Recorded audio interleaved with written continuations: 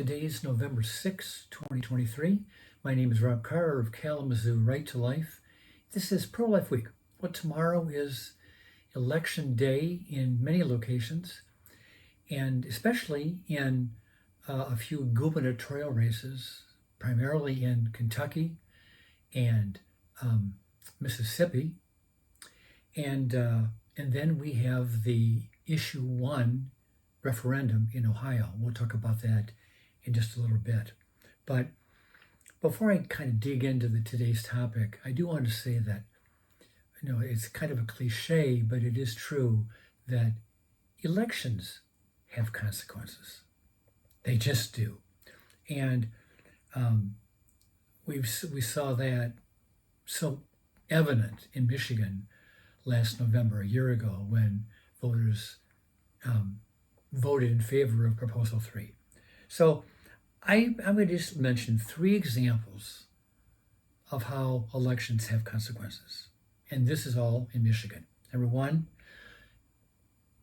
the voters re-elected Gretchen Whitmer, which from a pro-life point of view was a travesty, because she is so pro-abortion, it's not even funny.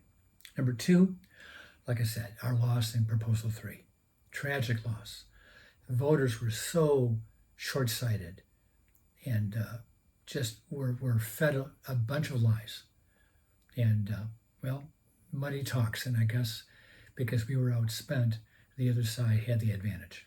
Number 3, in the midterm elections, we lost control of the Michigan House and Senate. And it's in that category that I do want to talk about what happened last Thursday in the Michigan House. I've talked before about the Reproductive Health Act that was advancing in the State House, but was being blocked, at least part of it was being blocked by Karen Whitsett, a representative from Detroit, who opposed 2 aspects, the ban on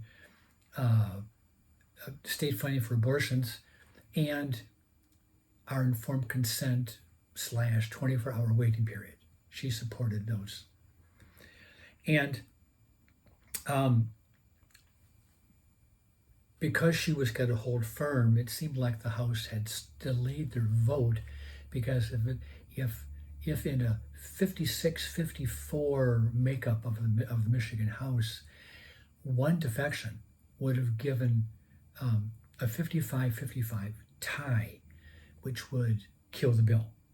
Well, we have to remember that the Reproductive Health Act was an 11-bill composite. It wasn't just one bill. When you think of the word like act, like Reproductive Health Act, you think it's one piece of legislation, but it might have been one body, but it had 11 parts to it. And these were 11 separate bills that had to be voted on. And Representative Whitsett from Detroit supported 9 of those 11, which is not good news. I mean, she did hang with us on those 2, but on the other 9, she was going to be voting pro-abortion.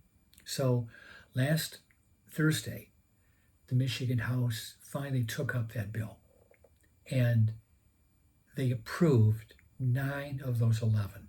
And forgive me, but I'm going to be doing quite a bit of reading today.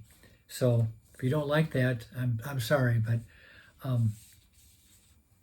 people more knowledgeable than I am have written some things that I don't want to miss. So I'm going to read portions of an email that Genevieve Marnin sent out to pro-life leaders in Michigan. She is Right to Life of Michigan's legislative director. And she has the pulse of what's going on in Lansing.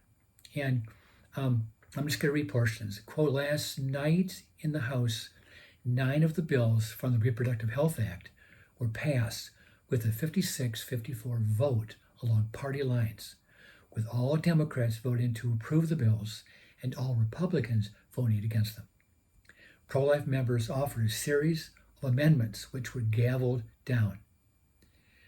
Let me keep reading here. The bills which repeal the ban on Medicaid-funded abortions were not voted on, so that law remains on the books, in large part due to the heroic stance of a lone Democrat from Detroit, Karen Whitsett. In addition because of her insistence that informed consent remain intact, the bill was amended to remove the repeal of the informed consent law, including the 24-hour waiting period and the screening for coercive abortion, meaning the informed consent law remains on the books for now. While most of our pro-life laws will be repealed with the passage of this bill package, your calls and emails made a difference. This is interesting, abortion supporters are very disappointed that they did not get a repeal on the parental consent law, the Medicaid funding ban, and the informed consent law. We'll take it as a win. So Genevieve sees a little silver lining in the fact that the pro-abortion people did not get everything they wanted. I'm going to keep reading here. Unfortunately, the laws that are set to be repealed include clinic licensing, abortion reporting, including complication reporting, humane disposal of fetal remains, the ban on partial birth abortions. That's hard to believe that they would approve that. The abortion insurance opt-out law, and the law that prioritizes family planning dollars away from abortion providers. The bills will also codify the language of Proposal 3 into state statute, in addition to being in the Constitution, making it much harder to repeal in the future. And she says it's going to go to the state Senate probably this week. Now I was looking at a pro-life website talking about the same issue of Michigan's Reproductive Health Act.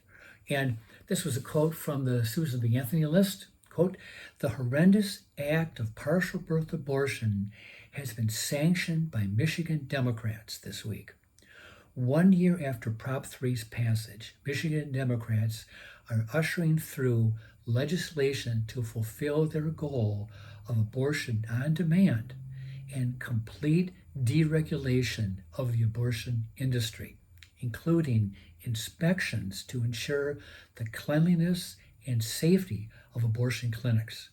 Prop 3 established this framework that will cost lives and put women at risk by allowing abortion clinics to be unlicensed and abortions and complications to go unreported. What is happening right now in Michigan could be a clear indicator of things to come in Ohio." Issue 1. Next week, Ohioans will vote on enshrining abortion into their constitution. If passed, this could be their anti-life future. Through legislation or litigation, every single protection that exists for girls, women, parents, and babies in the womb will be taken off the books in Ohio. Now, regarding Ohio, I looked at another issue here, another article about issue 1 in Ohio. And I'm going to read just a little bit from the wording of this issue 1 referendum. Quote, "Every individual has a right to make and carry out one's own reproductive decisions, including, but not limited to, decisions on contraception, fertility treatment, continuing one's own pregnancy, miscarriage care, and abortion." And actually, it sounds very similar to some of the Prop 3 wording. But every individual, that's a key phrase. So I'm reading here, aren't minors individuals?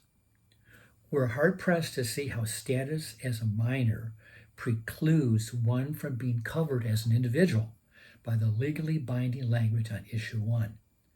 We're unaware of any legal definition to the contrary. Similarly, don't sex change surgeries and hormone therapies inherently change reproductive human sexual organs that serve as a reproductive function? This is the biological imperative of humans. It's hard to declare a right to do whatever one wishes regarding one's own reproductive desires without casting an expansive net over the autonomy of the individual's sexual organs, including the individual who happens to be a minor child. And, it's like he says, an objective reading of this amendment basically implies that all these rights that would perhaps in essence go to adults would now be permissible for minors, which would include a minor getting sexual, gender treatments, hormone treatments, and possibly sexual reproductive organs to be removed, and the parents who would not have any ability to consent to such surgeries.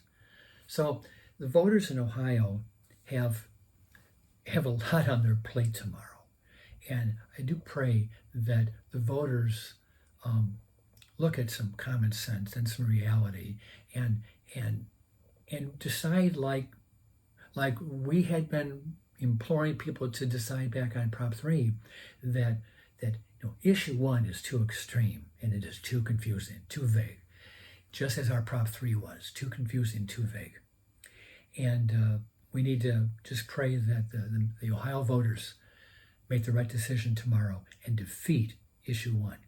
And then I was looking at another thing on YouTube this morning, and this person was talking about the Israeli-Hamas war that's going on, and it's amazing how these pro-abortion people they can see so clearly the taking of human life, but when it comes to abortion, it doesn't exist.